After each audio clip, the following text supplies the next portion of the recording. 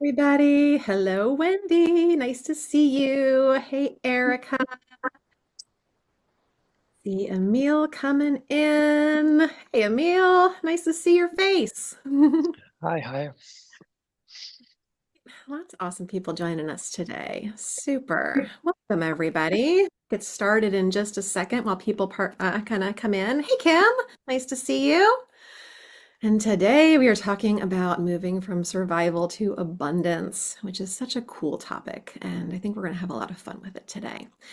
So just come on in, get settled, and I would love to hear while we're kind of letting people in, where is everybody from? Drop your location in the chat.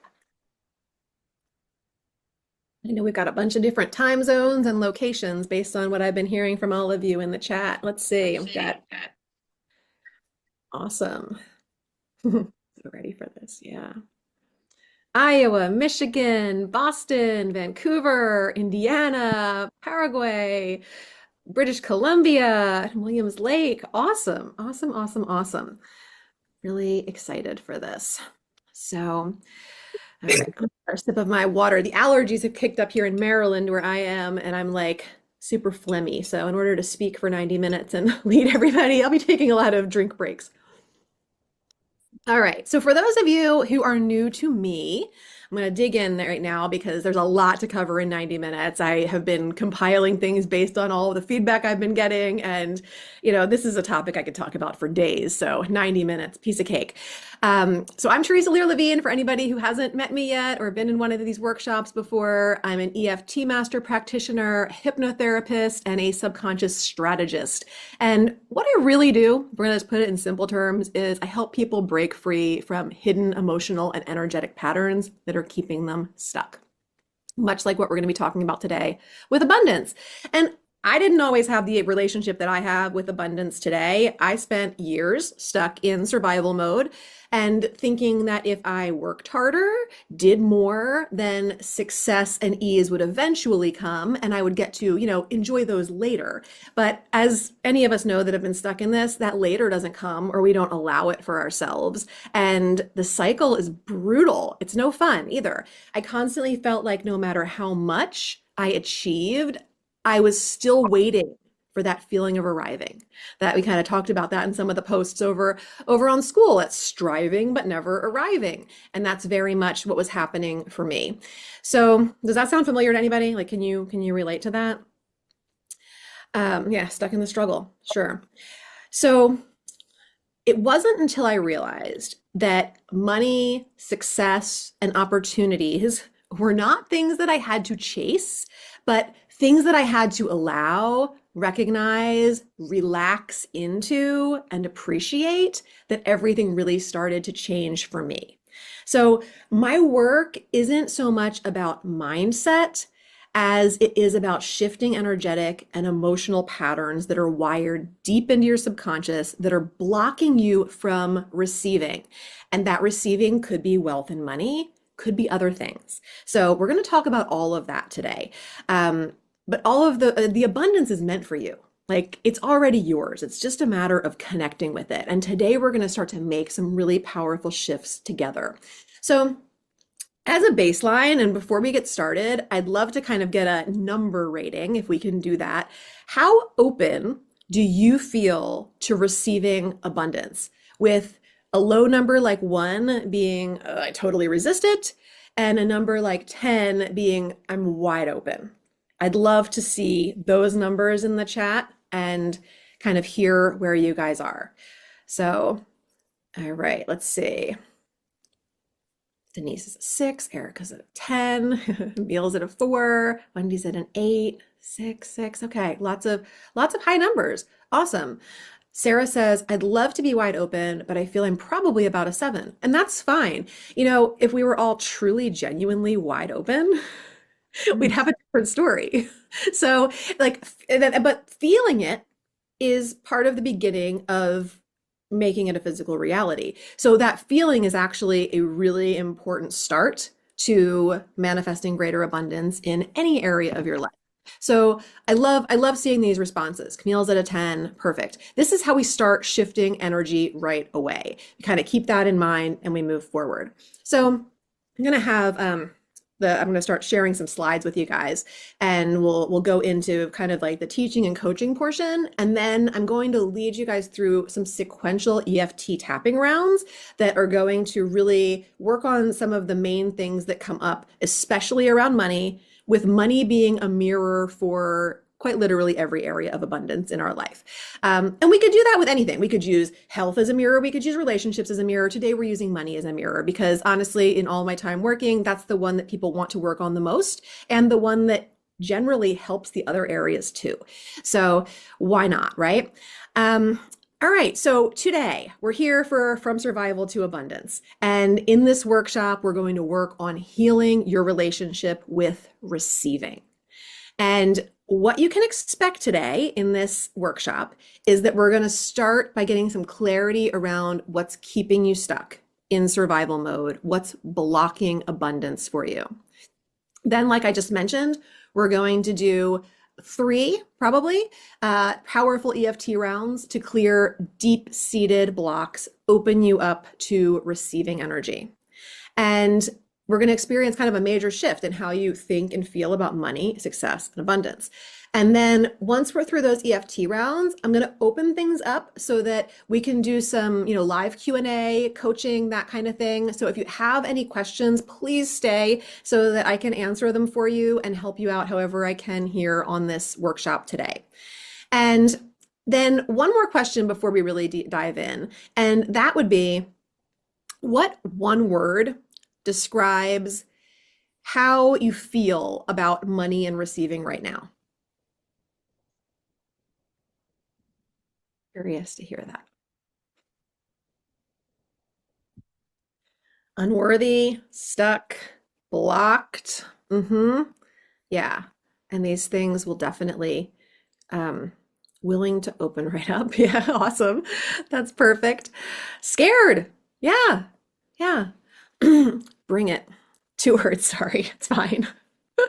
There's no real like hard fast rules.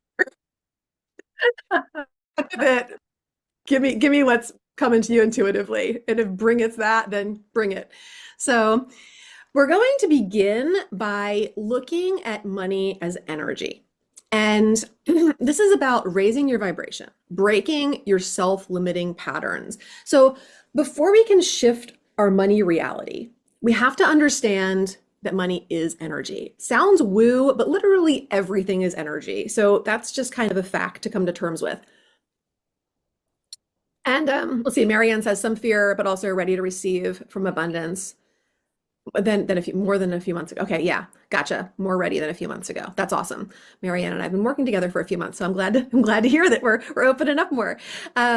Leah said blocked, unworthy, scared for receiving. All energy, not just money. Yeah, beautiful. Thank you for those shares. So something like I mentioned before that's important to remember is that these principles apply no matter what you're working on receiving. If money isn't your biggest focus right now, that's fine. It's just that we can substitute, love, health, opportunities, whatever you want to, in your life or business where it's not feeling as abundant as you would like it to. And the way that you interact with money is often the mirror for how you interact with receiving in all of those areas, which is why I made financial abundance the main focus today. So it's also the thing that you all brought up mainly in the group. So just like in everything else, money responds to your vibration, your thoughts, and your feelings. We can explain it kind of like a radio frequency. So if you're dialing the radio up and you put on an AM station, you dial it to like 1510 AM, what do you expect to hear? You expect to hear 1510 AM, right? That's what you dialed it to. If you put on 93.7 FM, you expect to hear 93.7 FM. But let's say you tune in to 93.7 FM. Wouldn't it be weird if then you heard 1510 AM? It doesn't match. There's no match there. So with that in mind, if you're tuned in, if your radio station is these things here, unworthiness, blocked, scared, stuck, any of those kind of things, then you attract experiences that match that frequency. It could be unexpected bills, it could be financial struggle, never quite having enough, being worried about losing things, not handling them well. But if you start raising your vibration, even in small intentional ways, and that's where people get hung up because we think that we just are supposed to go affirm that we're millionaires and then be millionaires. And it doesn't quite work that way. And that's called goal trauma. You begin attracting opportunities, unexpected blessings, and more abundant financial flow. So let's talk a little bit about incremental upgrades. So instead of making what feels like an impossible leap, like what I just mentioned, that reality seems to like laugh at when you say, then we want to shift your money frequency in small, manageable ways. For instance, you could start by choosing a slightly higher quality experience than you normally would give yourself. Maybe a higher quality coffee or tea to drink in the morning, a fresh set of sheets, upgraded version of something that you use daily. If you guys have examples of this or things that you would try or have tried that have felt like an incremental upgrade, feel free to drop them in the chat. It's going to be different for everybody, but just an upgraded version of something that you use daily. And it could even be as simple as, let's see, better skincare. Yeah, nice. That's a nice one. It always feels good when you have like a new, I don't know, like a new face cream that just smells amazing, that just makes you like feel really good when you put it on. And it makes you feel ageless and timeless and makes you feel like youth is abundant, which is another thing that's lovely, right? So that's a great example. Yeah, treat myself to a Big B iced coffee. That sounds yummy. So anything. And let's just think this too, because we can revel in things that are abundantly available also. Like upgrading your experience doesn't have to cost you a penny if you're in a place where that's not available to you. You can bask in abundant sunshine. You can soak up a beautiful spring day that are hopefully coming really soon. You can sit in a lush green area outdoors and notice an abundance of nature, which you are a part of. So there's always abundance that's available to you. You don't need money to experience abundance. But the small shifts that you make in appreciating that and taking it in shift your subconscious to expect and allow more abundance. Okay. And that's based on the idea that thoughts become things. Okay. What you think about, what you say about money is shaping your reality right now. So if you're somebody who's constantly affirming, I don't have enough, I'm broke, money's so hard to make, I don't make enough of it, then what your subconscious mind reinforces is that. But what if you replaced those kind of statements with something like, I always have more than enough. Money or love or health flows easily and effortlessly to me. I'm worthy of financial abundance. Your words carry energy. I love this quote from Napoleon Hill. I'll put it up on the screen. And the quote says, riches begin in the form of thought. The amount is limited only by the person whose mind the thought is put into motion. So just let that sink in a little bit. What you focus on expands. Focus on abundance, abundance grows. It's as simple as that. So there's a toll that we pay when we get into self-doubt, complaint, when we're in lack of belief. Every time you doubt your ability to receive, or you're complaining about money, or you're focusing on what you feel like you don't have, you're reinforcing a lower frequency. And that frequency repels abundance. It also makes you feel like crap. Like, let's just be honest. It's not a good feeling. It's a low vibration feeling.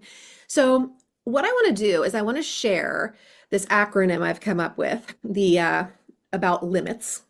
And we're going to kind of walk through that to see what these different things stand for and how they're limiting you and holding you back. So the first letter in limit is L, right? So with L, we're going to talk about our lack thoughts. So Like, are you always noticing what's missing instead of what's possible? Is that kind of a perspective that maybe you take? Perhaps if you grew up hearing, um, I love that. Yeah, quit the stinking thinking. That's such a helpful one. Sorry, I'm missing a few things in the comments here, so let me just catch up before I move forward with this acronym. This is my struggle. As a hairstylist, I have clients who start complaining about money, and then I find it hard not to get sucked in. Yeah, so this is where incremental upgrades come in too, Sarah, because like what you allow in is going to affect like your vibration.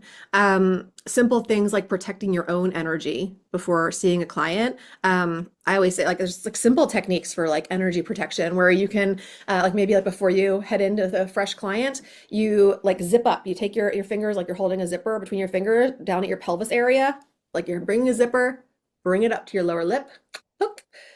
Bring your hands over your head, bring that zipper up over your face, down your nose to your upper lip, hook. Don't cross your mouth because you don't want to close that energy. You want your throat chakra and your voice to be able to express itself, but you want to protect your energy from the negativity. Also, like don't indulge it. I know, like hairstylists, you get, it's great to be able to have a conversation with your hairstylist. I love talking with mine too, but I like to keep the conversation upbeat when I'm in there. And what you allow, little by little, you'll start noticing we'll start attracting different types of clients. Or maybe it will start attracting a different type of environment or salon or place where you're providing your services and different opportunities. The shift in you can literally shift others. This is how and why when I'm coaching people in relationships, they can come and say like, my husband, my wife, my partner, whoever, they don't want to do the work. I want to see this change, whatever else. And like, it doesn't matter. It's not about them changing. You can create so much change in a relationship through your own presence and your own way of showing up. Believe me, I had a husband that wasn't interested in doing the work either. We've made massive strides in our relationship. And sometimes, one partner just needs to be the leader there. And work is very much the same. So love that. All right, cool. So let's go back to this framework here and talk about stretching those limits. So if you maybe grew up hearing things like, we can't afford that, money's hard to come by, those things are likely still shaping your financial reality, even if your conscious mind understands differently. Okay. Many of my clients start with a scarcity script running in their minds.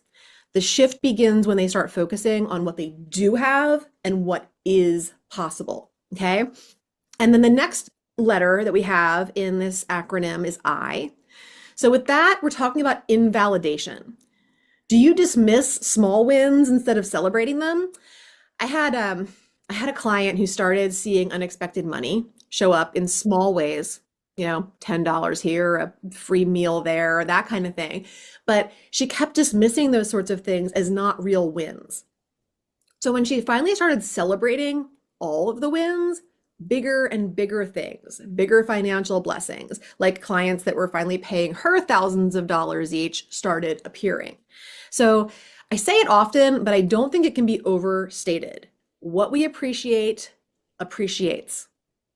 So it's like, where are you putting your appreciation? Where are you putting your gratitude? I know they sound like these catch cliche things like, oh, I have a gratitude journal. I'm going to express my thankfulness, all this kind of, and it feels like it gets lost. It doesn't. That literally is vibrational raising happening when we kind of rampage our appreciation and spill all of that out each day.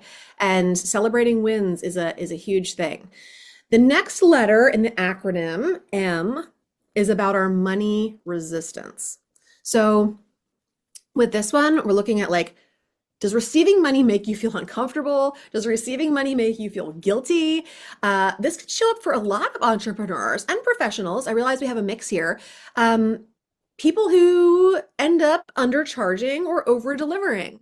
So if you feel uneasy setting rates that pay you abundantly and allow you to deliver your services, goods, or talents the way that, serves the highest good of all, then your subconscious is resisting wealth. So this can also happen if you if you clam up, like when it's time to name your price or you constantly offer a discount. So what we'll be doing later in the form of EFT tapping can really help you to clear that discomfort so that you can charge and receive with ease and confidence. which is huge. It's huge to be able to claim our worth and stand firmly in that. The next letter in the acronym, the I, is all about our inner critic. So with that, we want to look at, are you constantly doubting your ability to succeed? If I told you like you could turn things around, would you believe it? Or do you doubt and not have, self-trust? If you have that little voice or big voice for some of us inside of you that's always piping up and saying things like, who am I to charge this much? Or I don't deserve more. That's your inner critic. So that voice will keep you small. So it's about having the conviction in your own bigness, your own worth to overcome that makes such a big difference. Success isn't reserved for a chosen few, okay? And your success or your wealth or your abundance is not going to prevent anybody else from having it. Sometimes that's a hang up people have too. It's like, well, if I succeed, then other people won't be able to.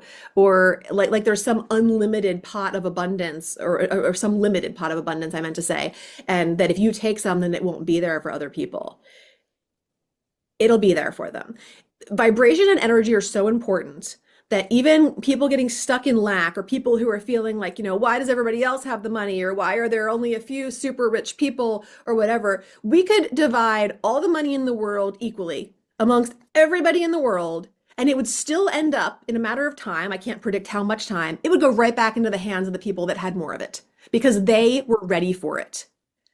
So it's not about a fairness thing or whatever else. It's about your own energy and how you're showing up and attracting what you're attracting into your life, and then taking responsibility for the parts of that you do have control over. So yeah, you're not part of some group that's excluded. It's kind of what this comes down to. Abundance is available to everyone. You're included in that. You're worthy of that. It's your birthright. But you have to do the work to connect with it. Okay? All right. I'm just going to check the chat again. Thanks, Sarah. So Sarah says, struggle with raising my prices while everything around us is going up in price. I know I need to, but part of me feels like I'm part of the problem when I do that. Yeah, I can hear you there too. And also it's costing you more to live and provide your services. So, when the cost of eggs are through the roof, we got to charge a little bit more money. And when there's, everything's going up. There's all sorts of stuff. That's a whole other workshop. The state of the world at large.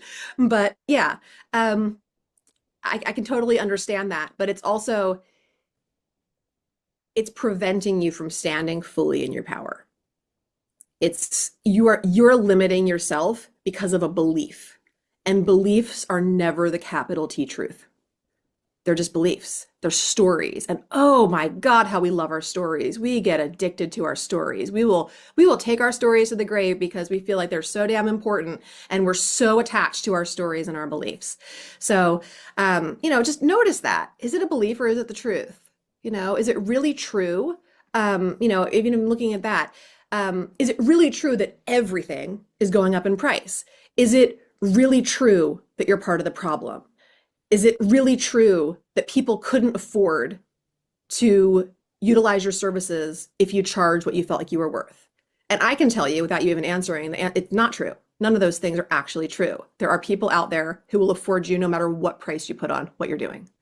It's just a matter of finding them. And part of finding them is your own vibration, because you will vibe with what you're charging and you will vibe with the people that are coming in.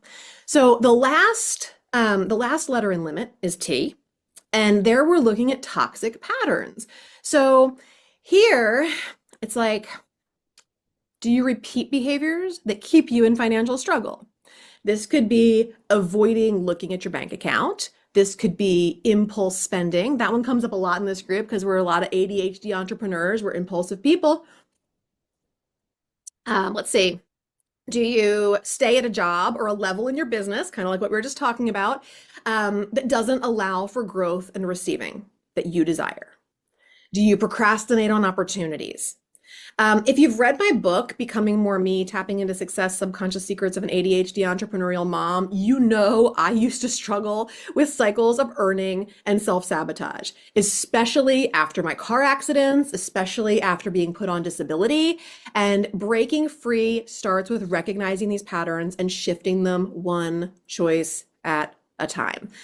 The good news with all of these patterns that are in this LIMIT acronym is that awareness is the first step of breaking free and creating an upgraded version of your life and your relationship with abundance. So today we're going to start clearing those patterns so that you can start stepping into a new and different financial reality. Let's see. Kim says, I want to charge more, but then I think, am I really that good to charge that? Yeah, worthiness. And then I know I am, and then I go back to thinking that I'm not.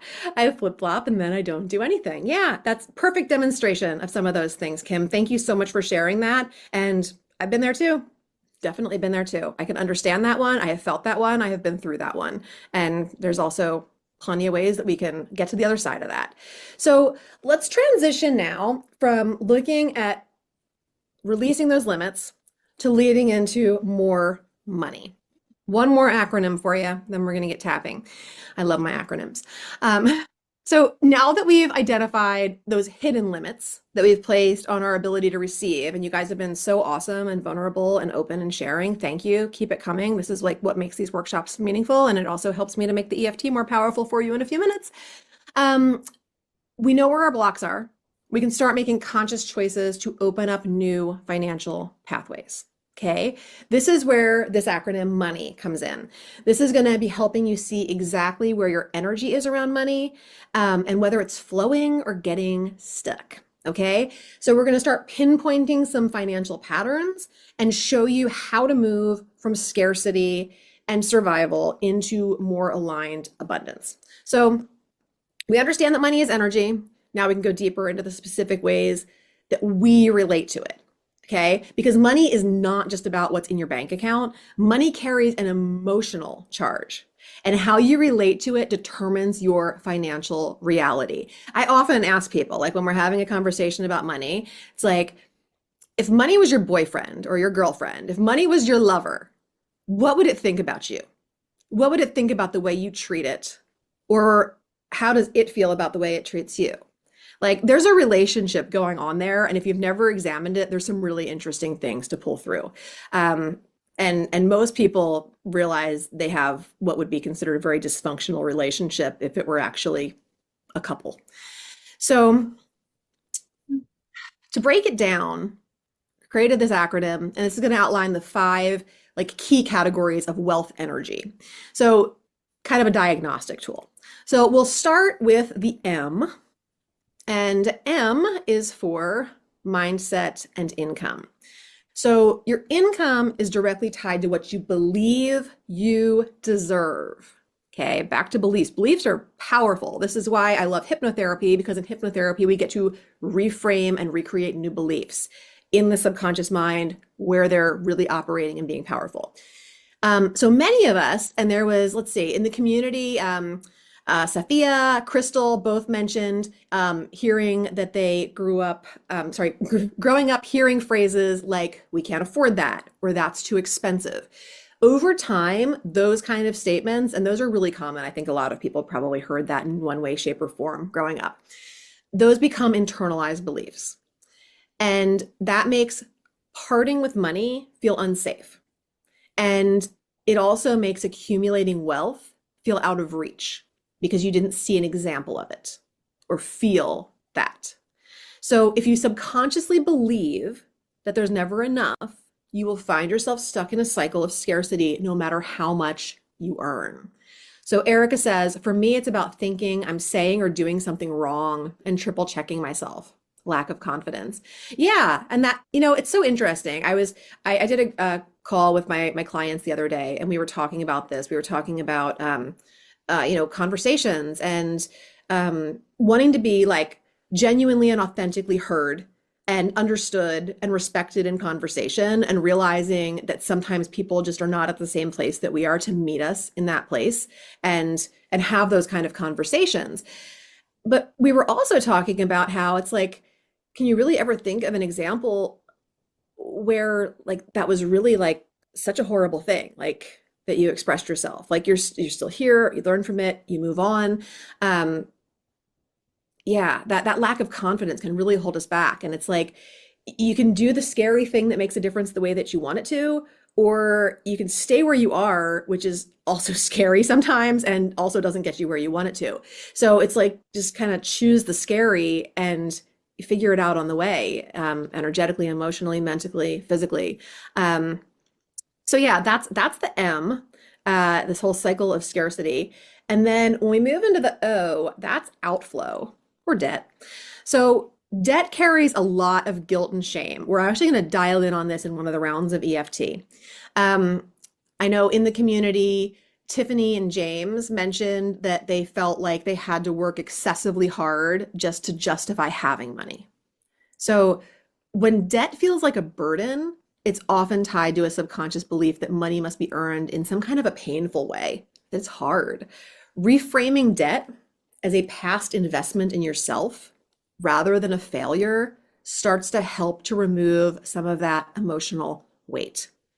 And honestly, like we can go really into the quantum here, but like money's energy and debt's just an energy too.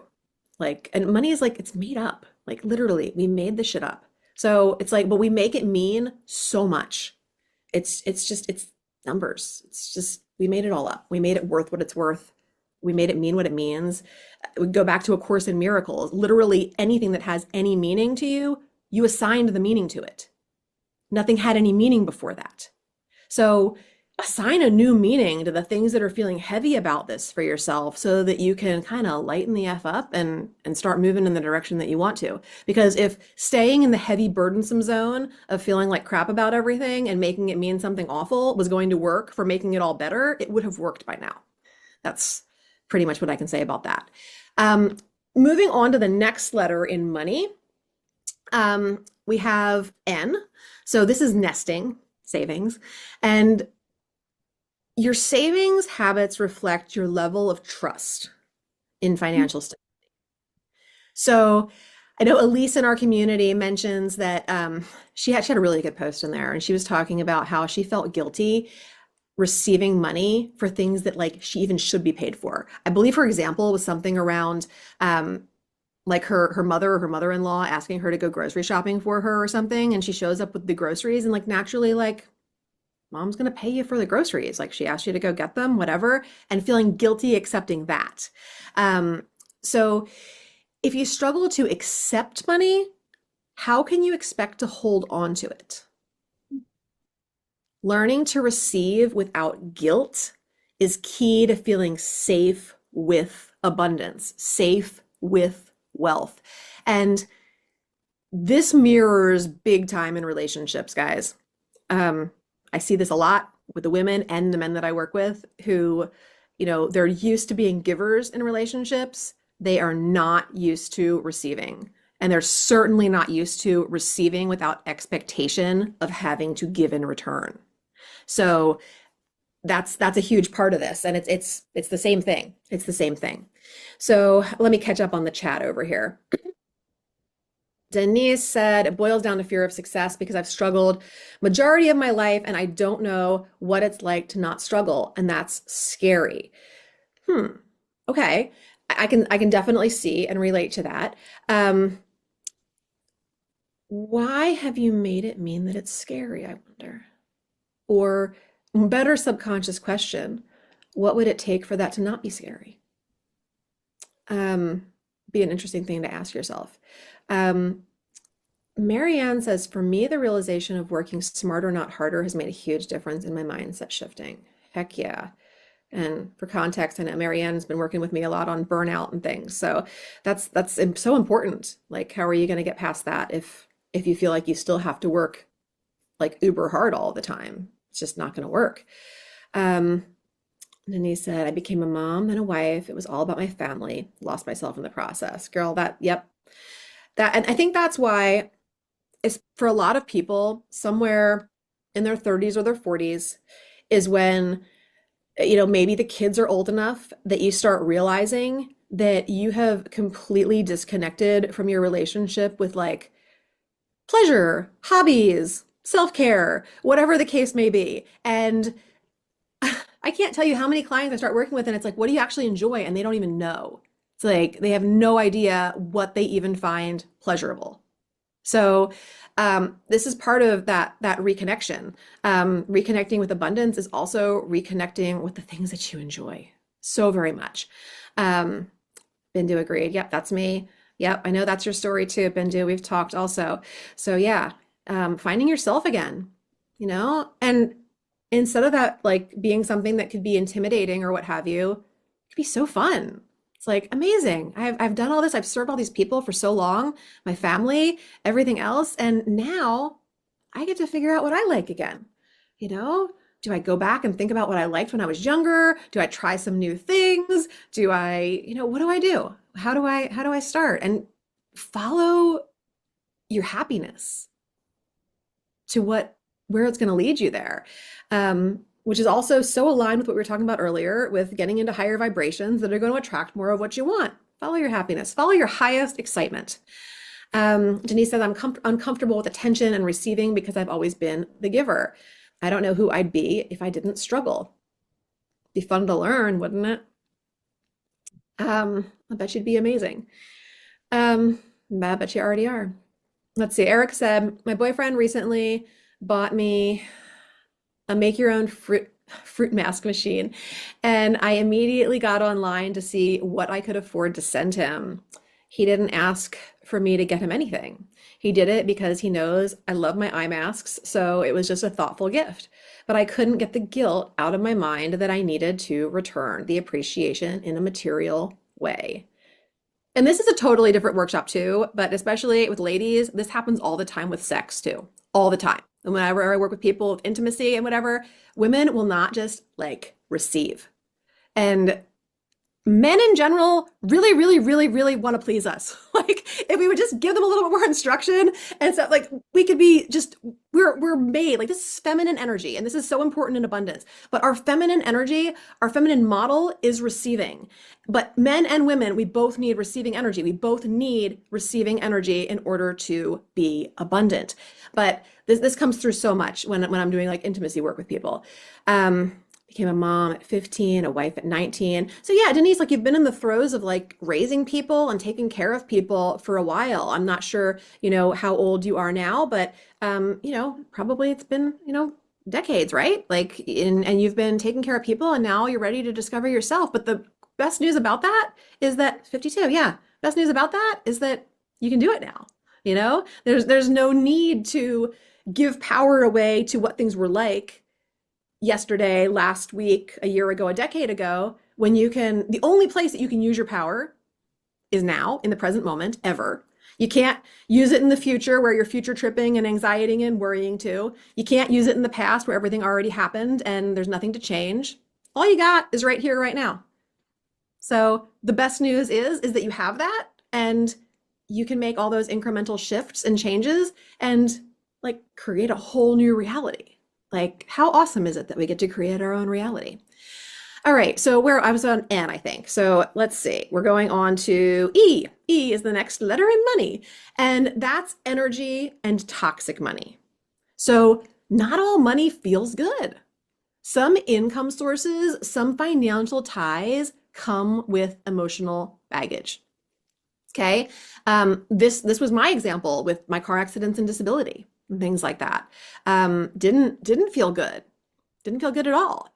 Didn't feel good to know, hey, you're getting paid basically to stay in low vibration, to stay sick, to stay injured, and getting better, which is everybody's goal, right? Feel better, be healthy, live a vibrant, wealthy, amazing life means losing something. Even if it just means like losing something small in comparison to what you can create on your own, it's still a vibration, still a thing. Crystal and Rosa in the group shared how they had guilt over receiving money or gifts, kind of like what Erica shared. And that like triggered wounds for them. So clearing toxic money ties, such as believing that money means someone else has less, creates space for aligned abundance. And the next, let's see, and Denise said, I really want to be able to financially help my mom. Yeah, that's an awesome goal. And it's so important to have a why.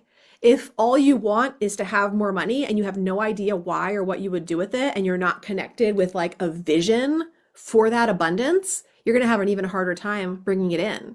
But, Denise, like in your case, if you're connecting with this vision where, you're helping to take care of your mom and maybe you can picture exactly what that money is supporting for her or how it's making her feel and how it's making you feel to be able to do that, and you're connecting with that vibration on a daily basis, you're going to pull that into your reality so much faster than somebody who's like, I don't know, it would probably just be nice to have more money because I've never been used to that. And gosh, I don't even know what I would do with it anyway if I had it, but it would be nice.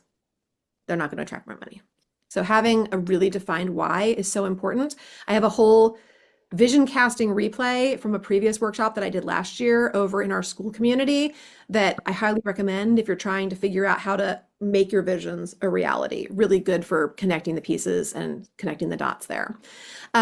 So then we're moving on to the why in money. This is all about your financial future. So kind of like I was just talking about vision, if you hesitate to set big financial goals or big ideas of what you would like to do with that money or abundance or receiving in any way, shape, or form, your greater health, your greater relationships, whatever, fear of failure, fear of visibility could very well be blocking you. Iman from our group, and I'm not sure, is Iman here today? Looking at my list here. No, I don't see Iman here today.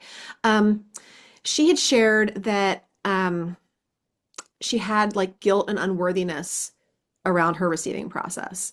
And true abundance comes from believing that wealth is your birthright, not something that you have to suffer or work hard for. So just kind of take a deep moment here to just reflect on that. And where do you notice the most resistance in this money acronym, this money framework? Where are you having the most resistance? I'd love to see that dropped in the chat.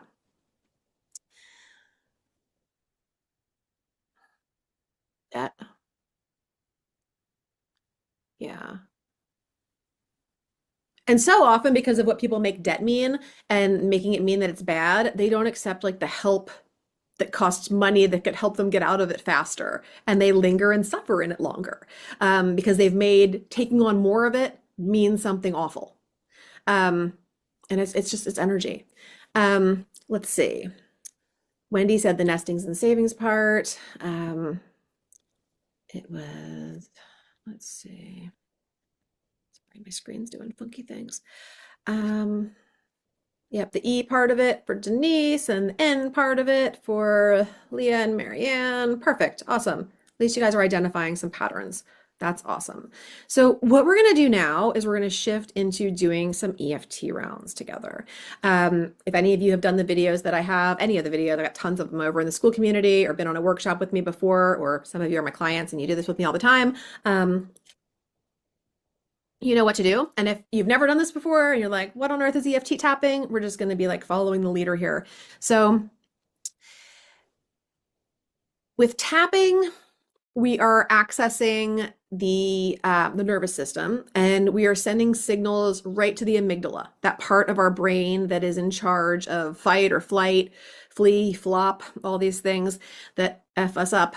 And we're calming it down. And that's also helping to lower our cortisol levels significantly, our stress hormones, and allowing us to clear these energetic blockages.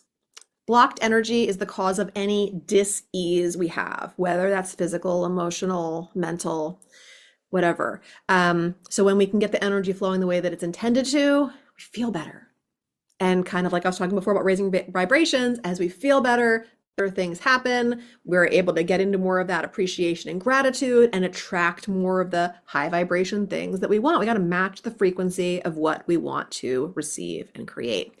So through these tapping rounds, we are going to clear blocks, release some deep emotional patterns. We're going to open up to receiving, and we're going to shift some energy around our money relationship. Our financial reality isn't shaped by like just strategy or effort. It's shaped so largely by our subconscious beliefs, by our emotional patterns, and our nervous system programming. Most of our money blocks are stored not just in our minds, but in our bodies, in our nervous systems. And this means that no matter how much we try to think positively or change habits, if we don't address the subconscious blocks at the root, they will continue to control the financial outcomes, even if we want something different. Because our brain does not care about what we want. Brain does not care about our goals. Brain just keeps us alive. Okay. And it knows that we're alive already. So whatever we've been doing must be good enough. And something new, something different, something uncommon, that's scary to the brain, and it will not accept it. So we have to change what's underlying that so that we can send the right messages to the brain that, hey, this is what we want, and this is what we're going to do, and it is safe, and we're going to make it happen. So a lot of us are carrying those like hidden fears that we inherited from childhood, past experiences, social conditioning. Last month's workshop, if any of you missed it, was all about generational trauma and inherited beliefs. So if that feels like something that is close to your heart with what you're dealing with, highly recommend checking out that replay while it's still up in the community. If you want to make more money, like feel financially secure, receive with ease, but your subconscious believes that more money will make people judge or reject you, or that you're going to have to work harder than ever and lose freedom, or that you don't truly deserve wealth, then your nervous system will actively resist financial success. Because at a psychological level, at a physiological level, it doesn't feel safe. Okay, so that's why we're about to implement some of this EFT tapping to bring those subconscious fears into conscious awareness, reduce the stress response tied to them, and rewire the nervous system so that abundance feels safe and natural. Okay, and the other thing is that we all have these hidden agendas that we're not always aware of, these competing commitments in our subconscious. These are the subconscious blocks that keep us in financial struggle, even when we consciously desire more abundance. Like we discussed before, a lot of people have, guilt over debt, have self-sabotage patterns, have fears about stepping into their full earning power and what that might change in their life. So we're going to rewire that relationship with abundance and use this powerful mind-body tool to release some of these blocks, these negative beliefs, and these patterns that have been keeping you stuck. What we're going to be doing is tapping on meridian points, these points that are known for releasing these blockages. And while we're tapping on these points, which I'll tap on the point and say something, you'll tap on the same point, say the thing back. We're sending that signal to the nervous system, to the amygdala. We're disrupting old patterns. And then we're rewiring for abundance. And why is this so important? Because most of us have been conditioned through family, society, and those past experiences to believe that money is scarce, that it's hard to earn, that we have to struggle to deserve it. And those don't just sit in the conscious mind. They're really, really deep. And they keep us running in the same financial survival mode. Keep running those same programs and those stories over and over again, no matter how much we try to shift. So, I've worked with plenty of clients who grew up with that whole, like, we can't afford that. And as adults, they felt anxiety every time they spent money. They were afraid they'd run out. And then through tapping, through hypnotherapy, we released those deep-rooted fears so that they could begin trusting their financial flow, feeling safe, making investments in themselves. I've worked with people who felt guilty about receiving money because they believed it meant someone else had less. So tapping can really help you to realize that money isn't a fixed resource, that there's always more than enough to go around. And I've worked with plenty of people who've struggled to charge what they were worth due to subconscious fears, procrastination, being seen as greedy or selfish. And these kind of modalities help them shift that energy so that they could confidently charge their worth, raise their rates without guilt, without resistance. And all of those things can be broken through. So what we're going to do is we're going to start with a round of tapping on releasing money blocks and financial trauma. So I'd love to get another number, kind of like we did at the beginning of this. 0 to 10. How much fear, stress, or resistance do you feel when you think about money and your ability to receive it? Is what I want to know.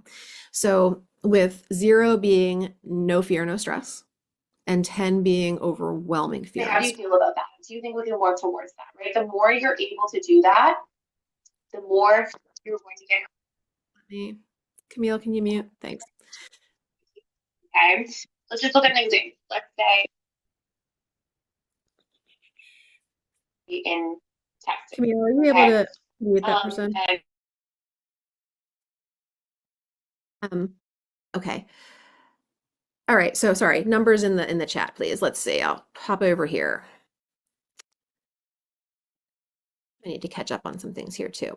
Because Sarah said, I don't know where this applies, but I struggle with the fact that I know money is limited, unlimited, and that it's my birthright, but I guess I haven't seen it yet. So believing is the hard part. Yeah, but believing is going to precede the reality. If you can't believe it, you can't receive it. Um, Mine seems to be stuck in fight or flight. Okay, yes to all three of those. Bindu says, I feel guilty when I spend money for myself. Okay, Denise said same. All right. And then we're getting into the ratings here for this round. So we got 8s, 7s, 9, 6.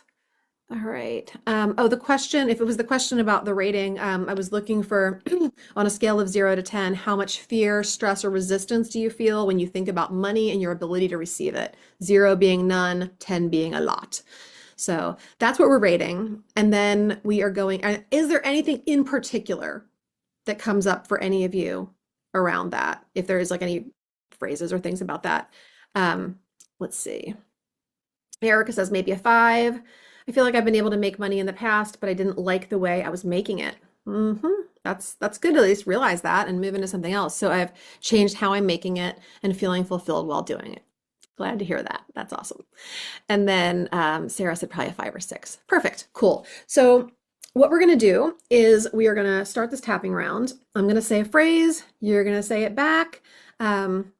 And I highly recommend, I know you guys are all muted.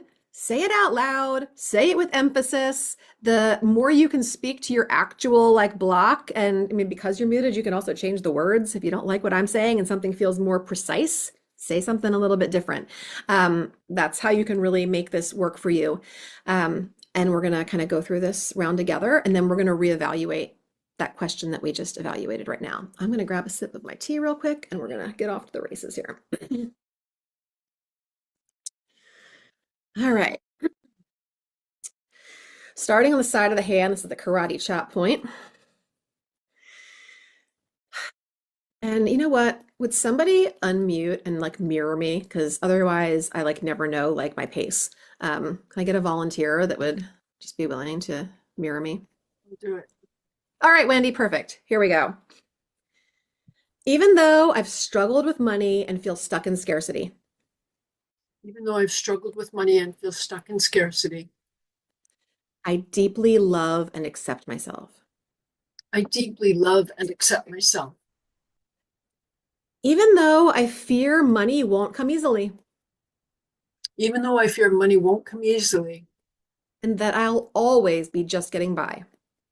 and that I'll always just be getting by. I choose to believe abundance is possible for me. I choose to believe that abundance is possible for me. Even though I've inherited financial fears from my family, Even though I've inherited financial fears from my family, I now recognize I have the power to create a new reality. I now recognize that I have the power to create a new reality. All right, we're going to start going through the other points, starting at the top of the head now. This fear of never having enough. This fear of never having enough. I heard we can't afford it so many times growing up. I heard we can't afford it growing up so many times. There's so many times. Perfect. Part of me still believes I have to struggle. Part of me still believes I have to struggle. I see money come and go, but I never feel safe with it. I see money come and go, but I never feel safe with it.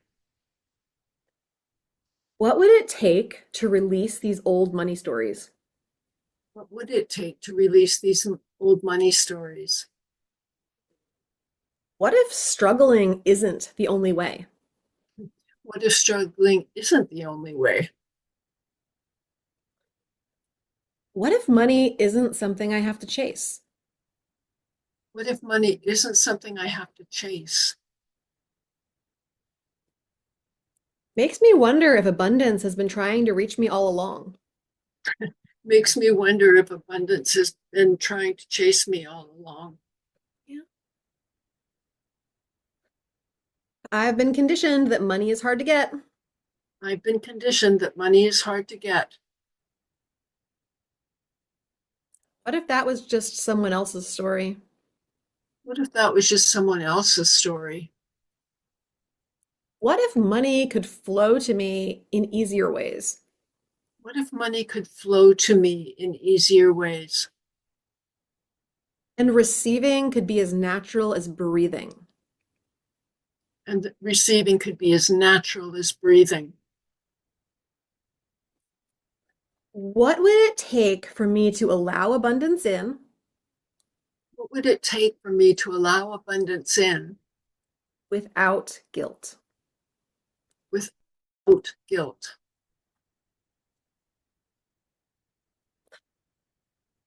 What if my past struggles weren't proof that I'm failing, What if my past struggles weren't proof that I was failing, but rather proof that I've been playing by the wrong rules? but rather proof that I've been playing by the wrong rules? Who would I be if I fully believed Who would I be if I fully believed in my ability to receive and be abundant? in, in my ability to receive and be abundant?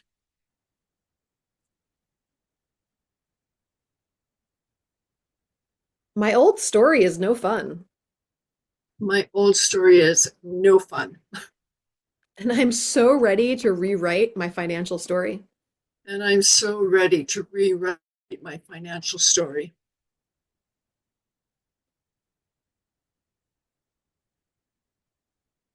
If money was my lover, it would think I was a major downer. If money was my lover, it would say I'm a major downer. I'm choosing to look at money differently. I'm choosing to look at money differently, Releasing the fear that there's never enough. releasing the fears that there's never enough.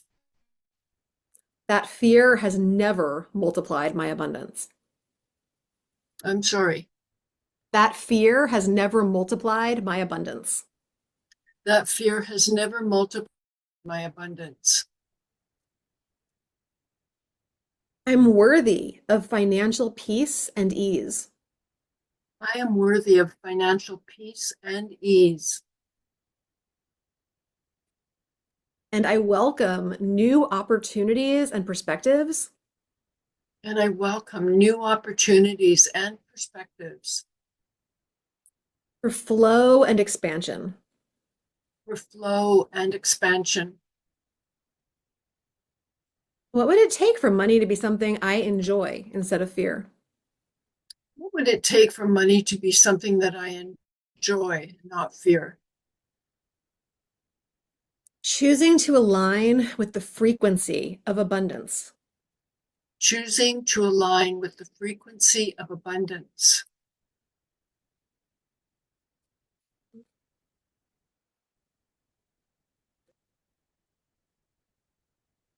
Allowing myself to feel safe with money. Allowing myself to feel safe with money. Letting go of any thoughts or beliefs that I don't have enough. Letting go of any thoughts or beliefs that I don't and won't have enough. So that I can trust that abundance flows to me freely. So that I can trust that abundance flows to me freely. All right, everybody. Thank you, Wendy. That was great. Take a nice deep breath. I often feel like kind of stretching after a round of EFT. If you're yawning, that's perfect. Oh, that's perfect. I just caught you doing that too, Sarah. Was that a yawn? I will celebrate your yawn. There's nobody that'll be more excited to ever see you yawn than EFT practitioner because when we yawn, we release energetic blockages. So it's never it's never rude or anything else. If you're doing a round, it's like we've accomplished, mission accomplished. Things are moving, and that's wonderful. So now I want to check in. Let's see. Okay. Yeah. All right. Let's check in on the numbers now. Where does that number sit for you again? Let me ask you the question again so that you can reevaluate it. The question that I asked before was 0 to 10, how much fear, stress, or resistance do you feel when you think about money and your ability to receive it? And I need y'all to recognize that this is about the present moment right now. This does not mean the numbers in your bank account changed. It does not mean the credit card bill changed. It does not mean any of that change. It's your energy that's shifting. So where do you feel now? Let's see. Oh, we got some big shifts, guys. I don't see the before and after numbers. I should probably ask things. You know what? Next round, if you can put in your before and your after number at the end, that'll really help because I don't feel like scanning up and down. But I can tell that these numbers are way lower because at the beginning I saw a lot of like 10, 9, 8s to 6s, and now I'm seeing 5. I see. Oh, thank you, Emil. You did that from a 7 to 5. Bindu's at a 5 now. Sarah's at a 0. Eric is at a 0.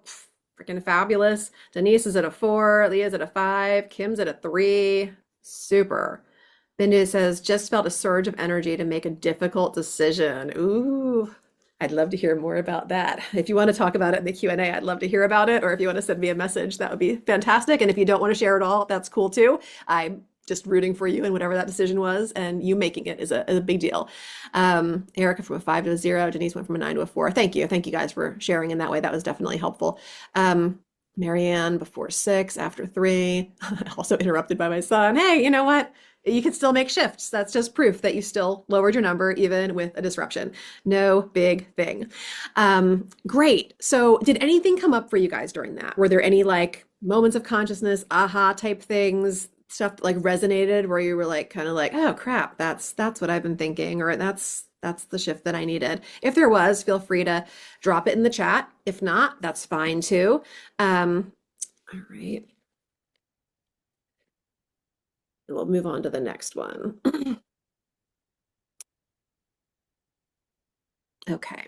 Wendy said, an awareness, there are other possibilities for greater life and living. Hell yeah. Just wanting to nap now. Leah said, that's cool. I mean, you know what? And if I didn't mention this before, and I don't think I did, drink water. Make sure you are drinking because energy likes to move through liquid. It's better that way. If you're dehydrated, you can't move as much. Hydration is really helpful. And if you have the ability to like lay down and take a little nap after this, then indulge because it'll probably be a really good one. And let's see. Kim says, I felt very tingly and excited. Cool. Awesome. Let's go into the next round. I've got 2 more I'd like to do, and I want to make sure we have time for Q&A. And you know, I always jam these so full that it's really hard to fit everything into 90 minutes. You'd think I'd know by now, but you know, just like I was talking about people over delivering, I tend to do that still too. So, you know, guilty, but hopefully it's helping you guys. That's what it's all about. I geek out on these and getting to meet you guys and spend time together and help.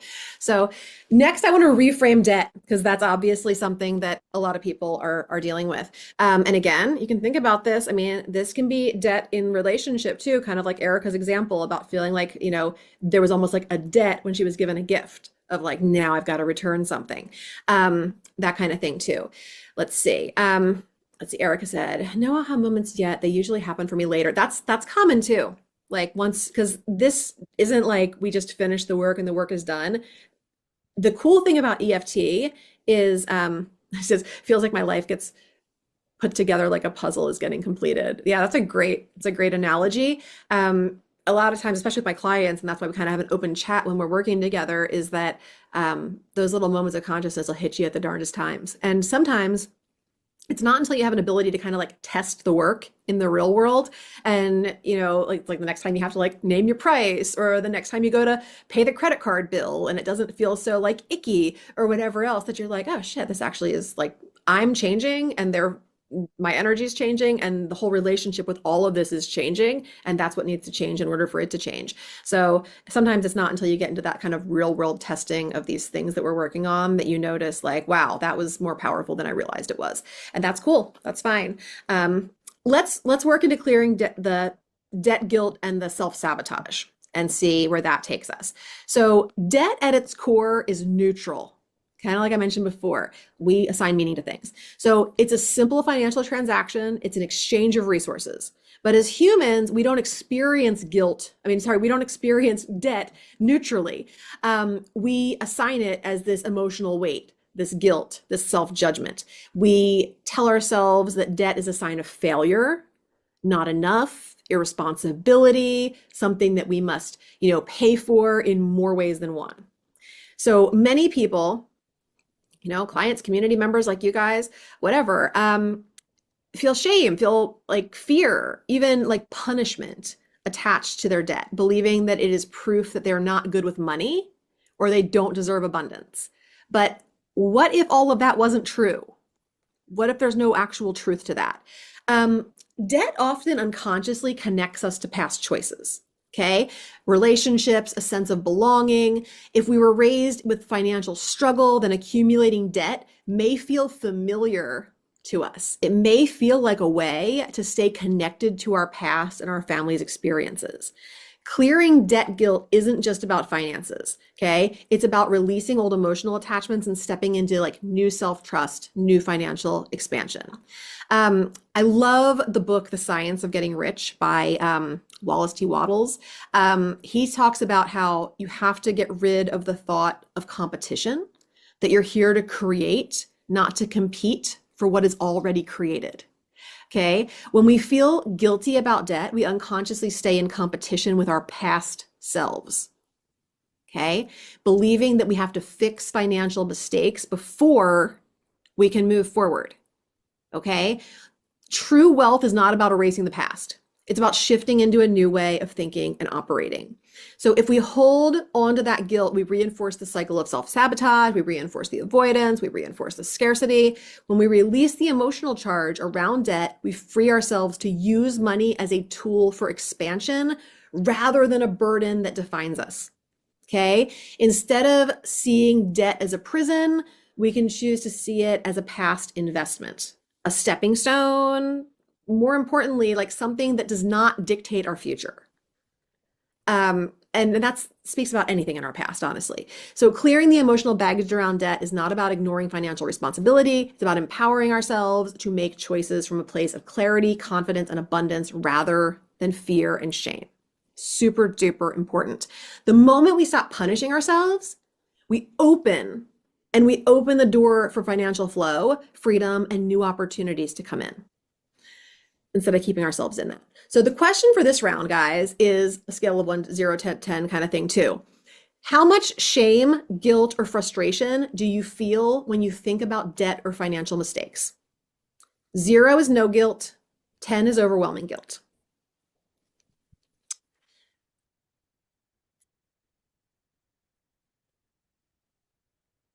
We've got 8s and 9s and 10s, and well, I know I picked an important subject. That's good. All right. It's hitting hard. All right. Perfect. Let's dive into this one. Is there anybody else that would like to mirror me this time, or otherwise I'll call upon Wendy to help me again. But if somebody else wants to do it, I'm happy to honor whoever else wants to jump in. Just unmute yourself and say me.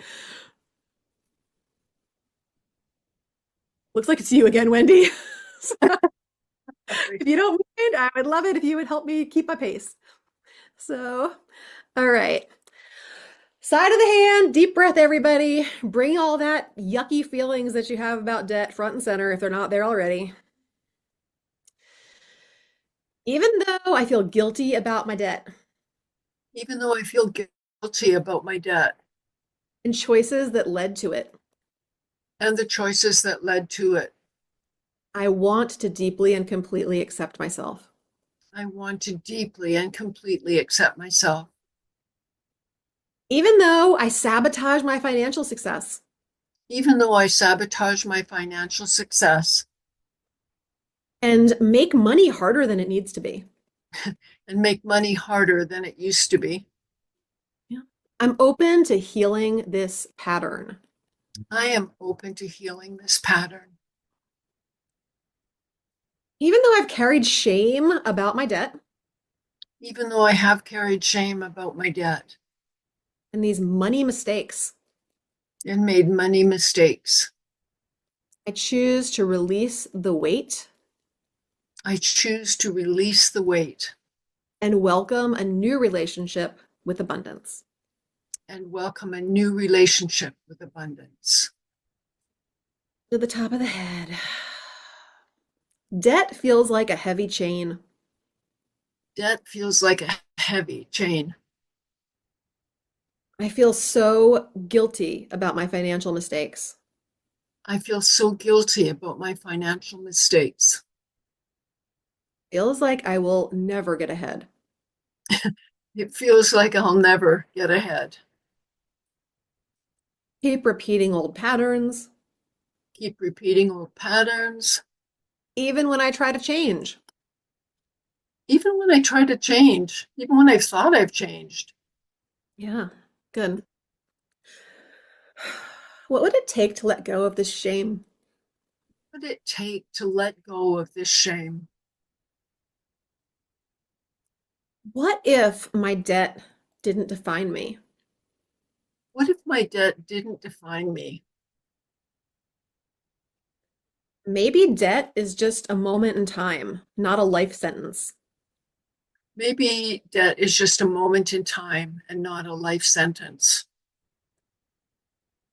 I wonder what would happen if I could forgive myself. I wonder what would happen if I could forgive myself.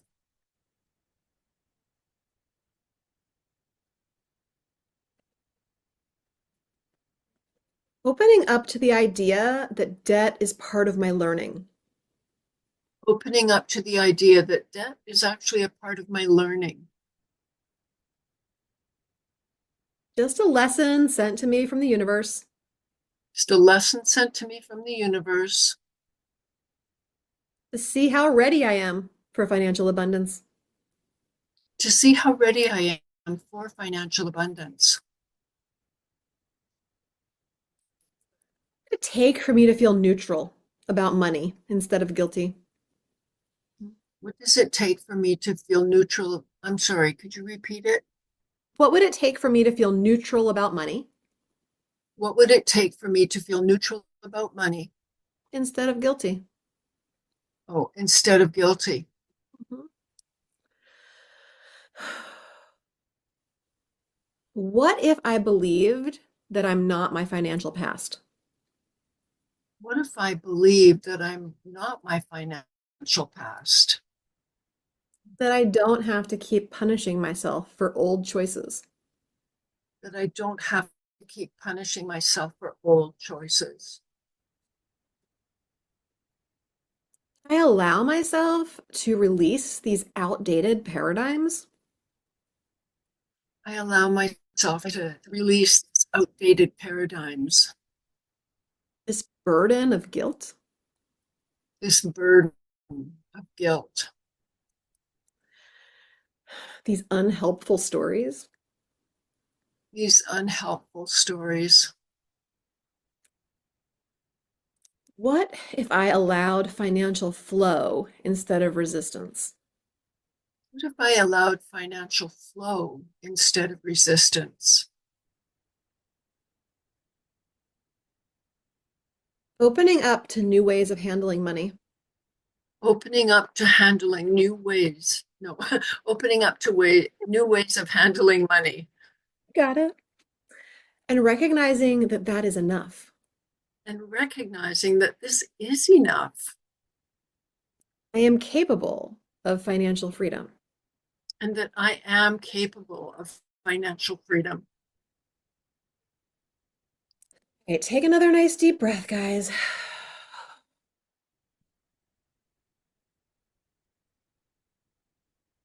Good job. Where do you feel like you are now? I see some good yawns. Yay. 0 to 10. How much guilt, shame, or frustration do you feel when you think about debt? or financial mistakes. And if you remember your number from before, that's super helpful, like we talked about before. Let's see. Yep. Moving, moving, moving. 8 to a 5, 8 to a 6, 9 to a 5, 10 to an 8, 9, before a 9, now a 5, 10 to a 5, 9 to a 5. That's awesome. A lot of like either cutting a third or half out of the way, and that's big. I did a shorter round than I planned there because I know we're getting tighter on time, so probably could have released a little bit more, but I want to make sure that we have time for all the things that we're looking to do here. Let's see. If anything came up in specific around that round for you guys, feel free to drop it in the chat. The last thing that I want to do a round of tapping on before we open up for some Q&A is about feminine magnetism being the key to abundance. One of the subconscious blocks to wealth isn't just about earning money, it's about receiving it.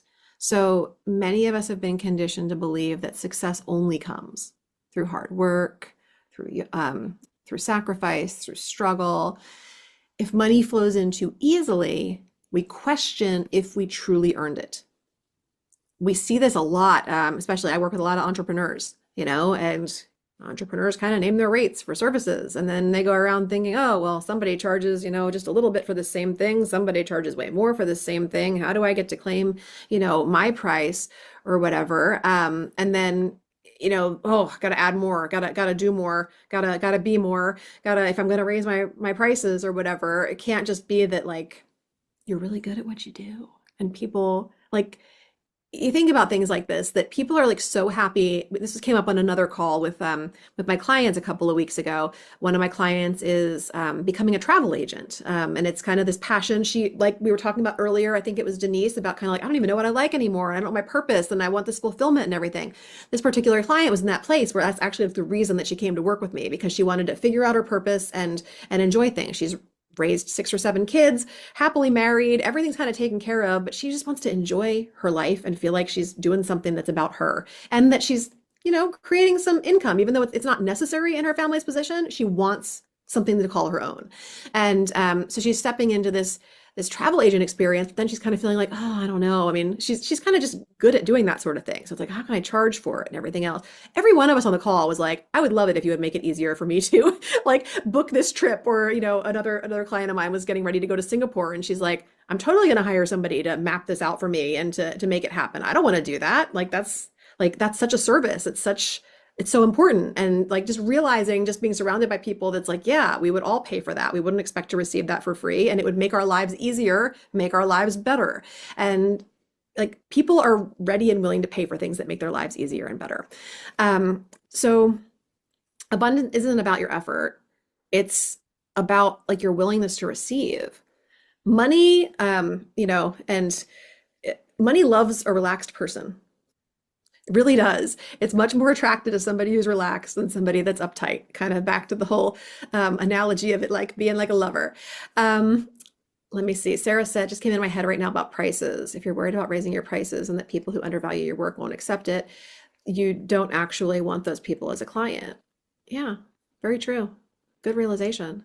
Raise them and let those people go. Exactly. Because just like abundance is unlimited, so are potential clients and opportunities to work with people. And it's one of the hardest things about growing as an entrepreneur that, there comes times when you either raise your prices or you raise your prices and you do less. And you feel weird about it because it's like, oh, well, I was charging $5,000 to do 24 things for my clients 5 years ago. Now I charge $5,000 and I do 6 things for my clients. Like whatever that is. But guess what? You got really good at doing those 6 things, and people actually don't want all the extra bells and whistles. They want the solution that they want customized for them. And that's more valuable than giving people a whole bunch of shit they don't want. So, honor people's time. It's their most valuable asset. So yeah.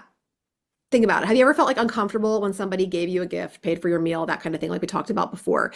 This is about the ability to receive. This is about your feminine magnetism. So let's do a tapping round on this one. We'll open up for Q&A and get on our way and enjoy our weekends. So 0 to 10, How resistant or uncomfortable do you feel when receiving money, help, gifts, success without quote unquote earning it?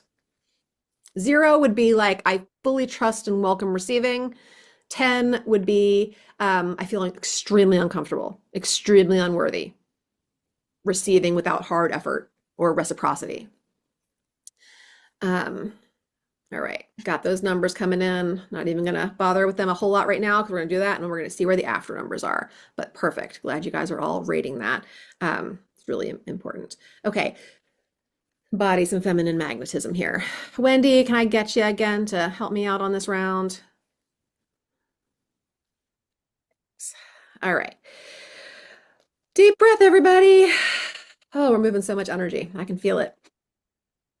Even though I feel like I have to work hard for everything I receive. Even though I feel like I have to work hard for everything I receive, I want to deeply and completely accept myself. I want to deeply and completely accept myself. Even though parts of me resist receiving. Even though parts of me resist receiving, I choose to believe that I am worthy of ease and flow. I choose to believe that I'm worthy of ease and flow. And even though I feel guilty and unworthy, And even though I feel guilty and unworthy, when abundance comes easily, when abundance comes easily, I now allow myself to welcome it with gratitude. I now allow myself to welcome it with gratitude. Top of the head. I've always thought you have to work hard for everything. I've always thought you have to work hard for everything. Success is supposed to come through struggle, right? Success is supposed to come through struggle, right? If it comes too easily, it means I don't deserve it. And if it comes too easily, I don't deserve it. I feel guilty when things come to me effortlessly. I feel guilty when things come to me effortlessly. What if I allowed myself to receive without guilt? What if I allowed myself to receive without guilt? What if receiving was just as natural as giving? What if receiving was just as natural as giving? Wonder if money has been trying to come to me all along. I wonder if money has been trying to come to me long, And I've just refused to receive it. and I've just refused to receive it. What would change if I started allowing more abundance? What would change if I started allowing more abundance And accepted that I am allowed to receive? and accepted that I'm allowed to receive? The universe doesn't require me to suffer. The universe doesn't require me to suffer Or give equally in return or give equally in return in order to be worthy. in order to be worthy. What if receiving was a skill I could practice? I'm sorry. What if receiving Was a skill I could practice? was a skill I could actually practice? I see other people receive with ease. I see other people receive with ease. Why not me? Why not me?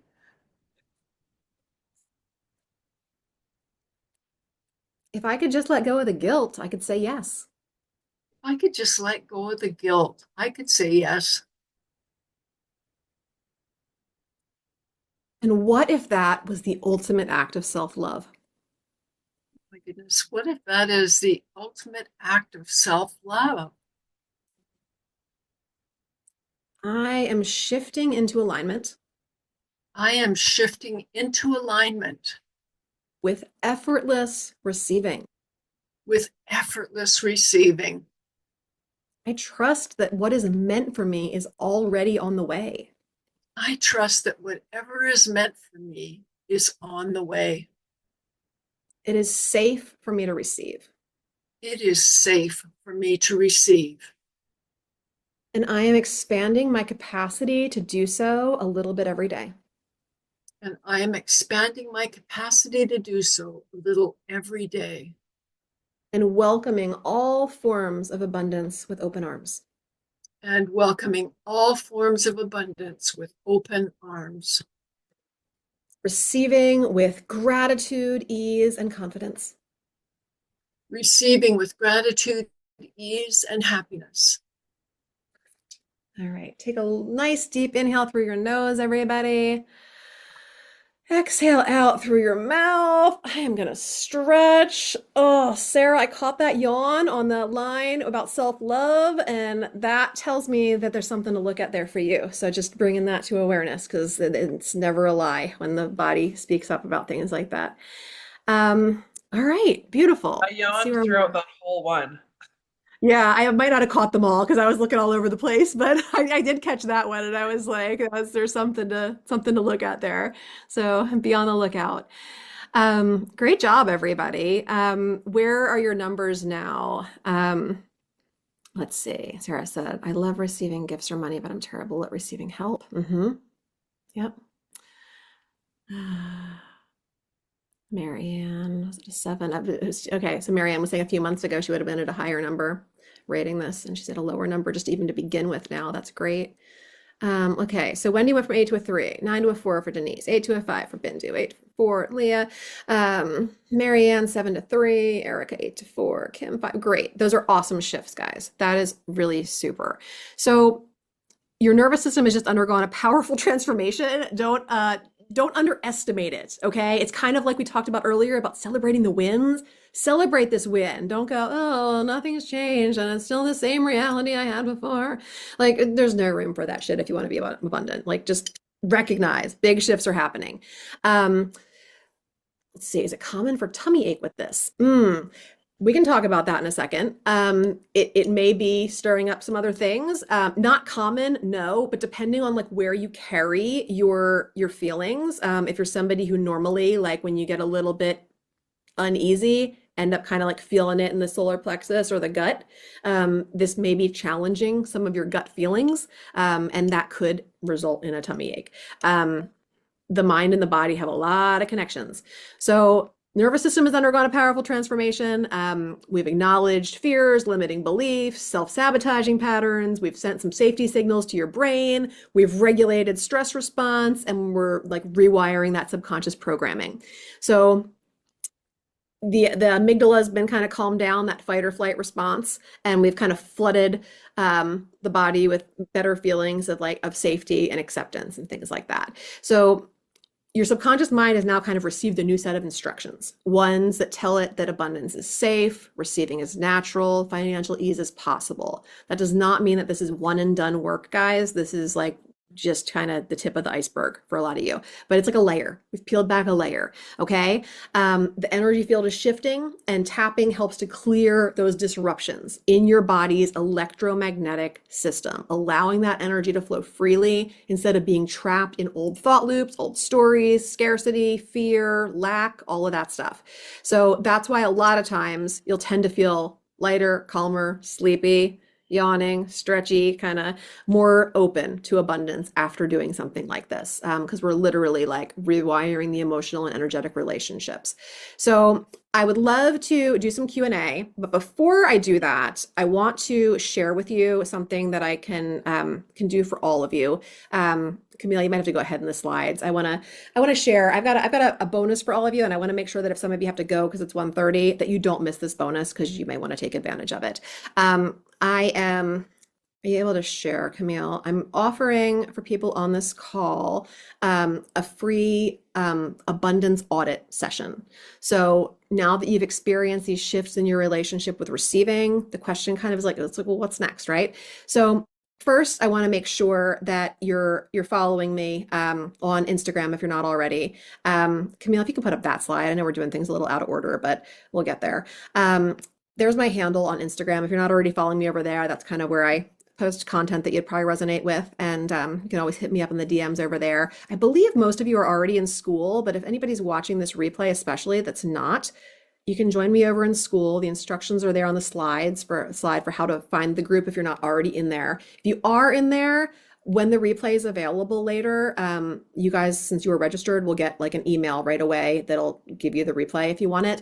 And then later on, I'll get that in school for other people. So that will go up there. The real transformation starts and continues when you begin taking consistent action to rewire your subconscious patterns and create that lasting flow and really keep magnifying the abundance. So that's why I'm offering an abundance audit session. So this is going to be one-on-one, private, highly focused session where we're going to locate what's holding you back from receiving and what needs to shift so that you can step into that next level abundance with clarity and confidence. So what will happen in this, what we're going to do is we're going to pinpoint your number one hidden block to receiving. And whether that's, self-sabotage, fear of outshining people, guilt, debt, resistance to charging what you're worth, we'll uncover what's keeping you stuck. And then we will identify patterns that maybe you haven't seen yet. Are you having trouble with the slides, Camille? There we go. Okay. We're going to identify the patterns that you're maybe not seeing. Walk away with that eye-opening clarity on how your subconscious has been influencing your financial reality and what to do about it. And then we will also kind of map out next personal steps, things that might work for you moving forward, create kind of an aligned action plan based on your specific challenges and goals as far as moving forward. So this is for you if you are, something's blocking you from receiving more, you're not sure what it is, or you know what it is and you're like, I don't know how to shift it. I don't know how to like get out of this feeling that, it's just never going to happen for me. And connect with abundance. Or if you've already been doing a lot of like mindset work and you're still not seeing the ease and the flow that you want. And if you're ready for like clear next steps, ready to shift your energy, ready to take things to the next level and take action, that's really going to move the needle on your reality with abundance. So you can book this by going to gamechangingconversation.com. And just put in the notes there, because that's just like, it's kind of like my regular calendar there. Just put in the notes, abundance audit, so that I know it's for this. I only have a certain amount of these that I'll do before I take this bonus down. And we'll uncover what's been keeping you stuck and like get you some clarity on what you need to like break through to the next level and take things to the next step. So I just want to make sure you guys know that that's available to you, that bonus to spend a little time with me, just kind of reviewing what's going on and learning what might help you specifically, because I know I won't have time to address that as deeply here in Q&A, but yeah, so go ahead, snag a spot for yourself, and I will look forward to hopping on a call with you. All right, now we can jump into a little Q&A, hot seat coaching, whatever you guys need. I'm happy to, if you guys want to just like I don't know, like put a 1 in the chat if you have a question or something, and I can call on you and we can talk about it. Let's see. The site for the abundance call is gamechangingconversation.com. I will put it. In fact, Camille, will you just put that in the chat for everybody? That would be super helpful. Although I just did it there. There it is. So perfect. We both put it in there. All right. All right. Who has questions, or who can I provide a little bit of coaching for? Let's see. Erica's got a 1 down here. What can I do for you, Miss Erica? Well, I yawned during that last round under the eye when we was talking about guilt. So I guess I just want to know, like, maybe if you can put the phrase in the chat or just tell me so I can write it down so I can like reevaluate that myself later on. Oh, I don't, we'd have to look at the replay, I guess. Okay. I was, I don't remember. You were in the moment? Yeah. I feel like the last one is like maybe like what would it take for me to release guilt, or what, and an open to receiving or something like that, maybe. Okay. We can definitely look at the replay and find and pinpoint where we talked about guilt and see what phrase resonated with you. Yeah. For sure. Is there anything that typically Oh, thanks for being here, Bindu. Bindu says she's got to go. Happy to see you on a call. Um, was there anything about guilt that felt like relevant for you or that comes up often? Um, I don't know. I think for some reason I'm just getting kind of like images and just things going on that resonate or go back to my grandmother. She was left quite a bit of money from my grandfather's passing. And for some reason, it's always like that scenario I get in my mind about like, we gotta make face or like keep up with what she wants from us in a way. I don't even know how to put that into words, I guess. I'm having trouble. How does that relate It's to the like, money? Does it relate to the money that she inherited? Is there a relation there? I'm sorry, can you repeat that? I didn't hear it. Is there a relation to the money that she inherited from your grandfather's passing to you feeling like you have to like achieve at a certain level or show up at a certain level? I think so, maybe.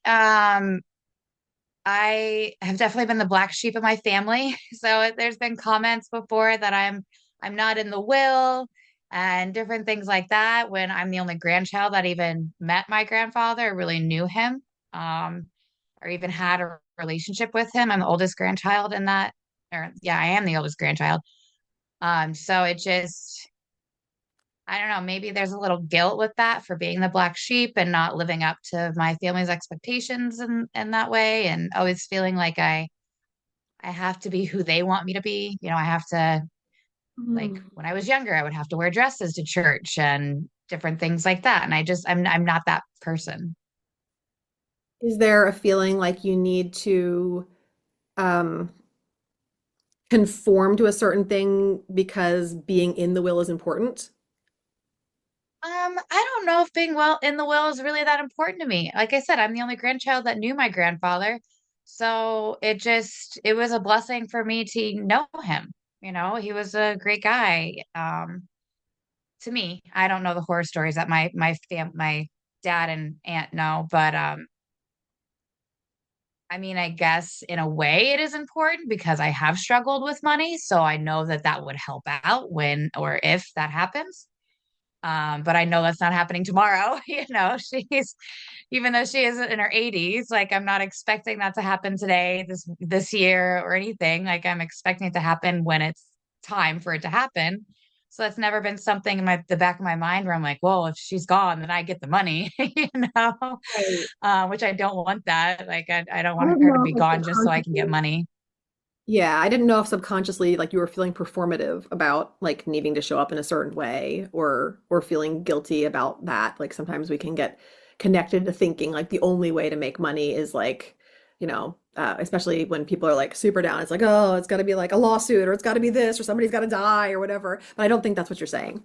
So, yeah. So, but there's like guilt around that.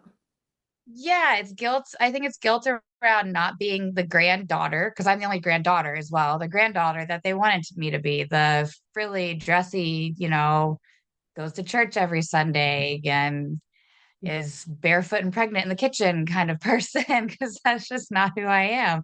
I love cooking. I love being in the kitchen, but not in that way.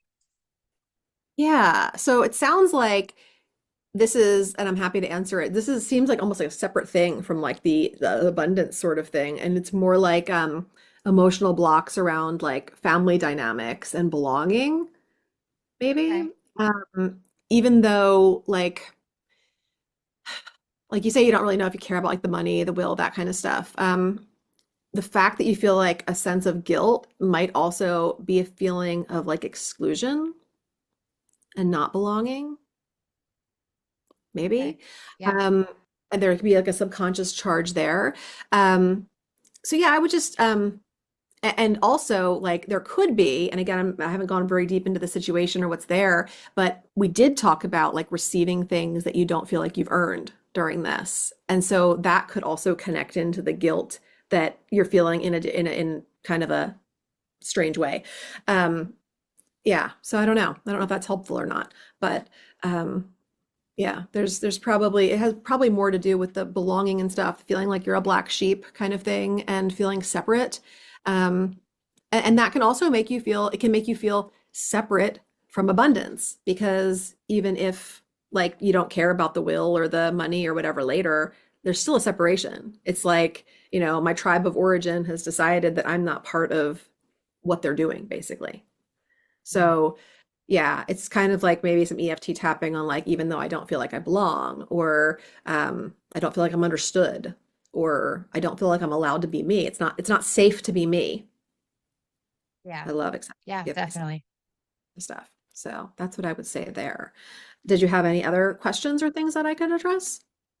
No, just really want to know what was said there so I could dive into it, but I think you definitely helped cover it.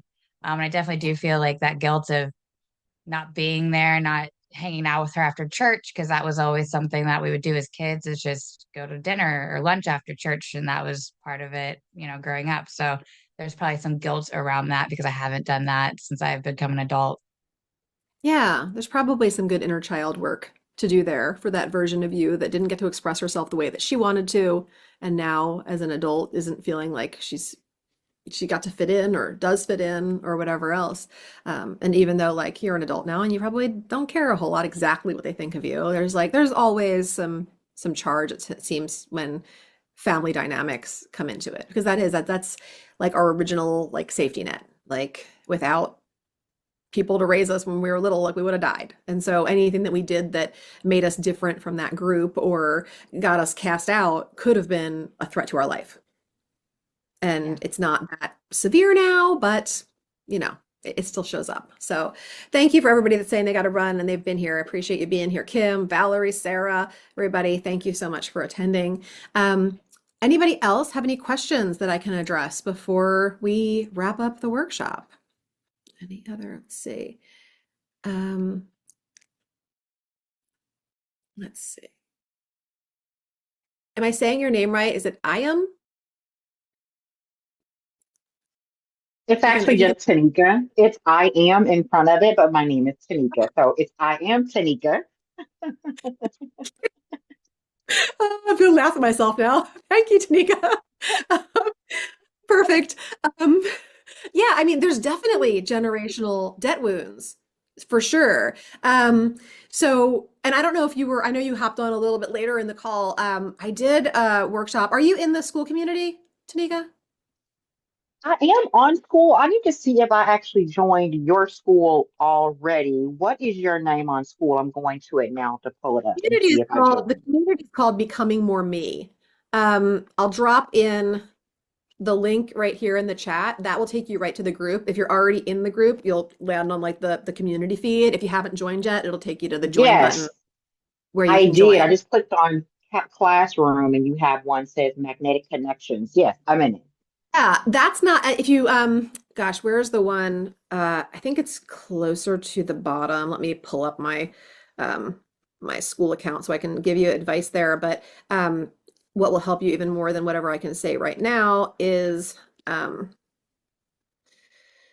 okay, in the classroom, there is down at the bottom, like if you scroll all the way to the bottom of the classroom, you'll see Uh-huh. Break the Cycle, Open Your Heart. Yes, I see it. That is all about generational trauma and those kind of cycles. Oh, okay. I'll check That, that out. yeah, and there's some great EFT tapping. There's like, I think we did a hypnotic visualization during that and a lot of like learning and coaching there. But what is your experience there that you feel like you're dealing with that? I say that just because it seems like the majority of the people versus a lot are kind of in that struggle mode. I know we grew up like in the hood, in the ghetto, we're on drugs and things like that. My mother and father both got on alcohol and drugs. They passed away early. And it's just kind of something I've wondered with coming from both of my sides where no one really was just financially overly abundant. It was just like, they coast and just did okay. Yeah, for sure. I mean, we definitely inherit that and those belief systems, those stories that get passed down.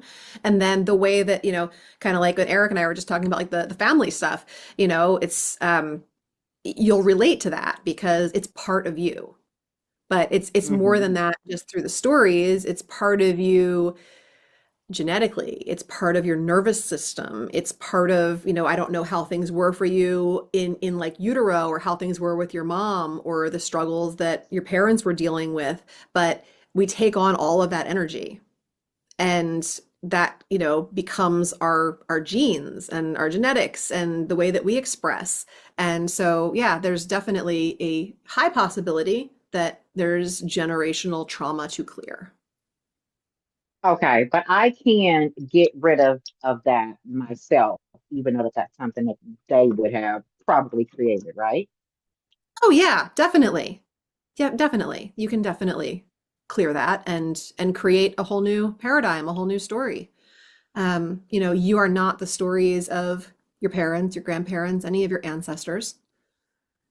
So Okay, yeah, all great. of that. Because I no longer want to carry that. I notice myself like, having a desire to do certain things, but then having that fear and letting it hold me back and these limiting beliefs and different stories or whatever. So, yeah, I definitely think it probably runs a little deep that I want to get rid of. Absolutely. Well, hopefully you got that the link also for the session, because we can talk about that totally on that call if you want to book and go deeper on that, and see what we can kind of arrange for a plan for you to work through that a little bit. Yes, I saw you drop that for me. I'm definitely going to schedule one with you. Okay, great. Thank you so much. My pleasure. My pleasure. Is there anything else I can answer for anybody before we wrap up?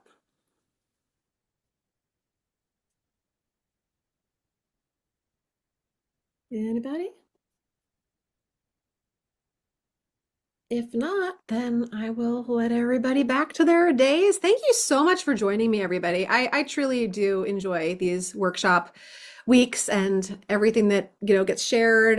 Definitely don't take for granted the ways that you all show up vulnerably and present here and doing the work, and all of the amazing progress that you all are making. And please know that the more that you can contribute and share within the school community, the better ideas I get for next month's workshop and the one after that. I don't create things because I'm like thinking this is what we need. I create things based on what I see in there and the responses that I'm getting from people and what's needed. So that's hopefully how I'm able to serve you guys at a high level in here. So I hope that you guys got something out of this today and this was beneficial for you.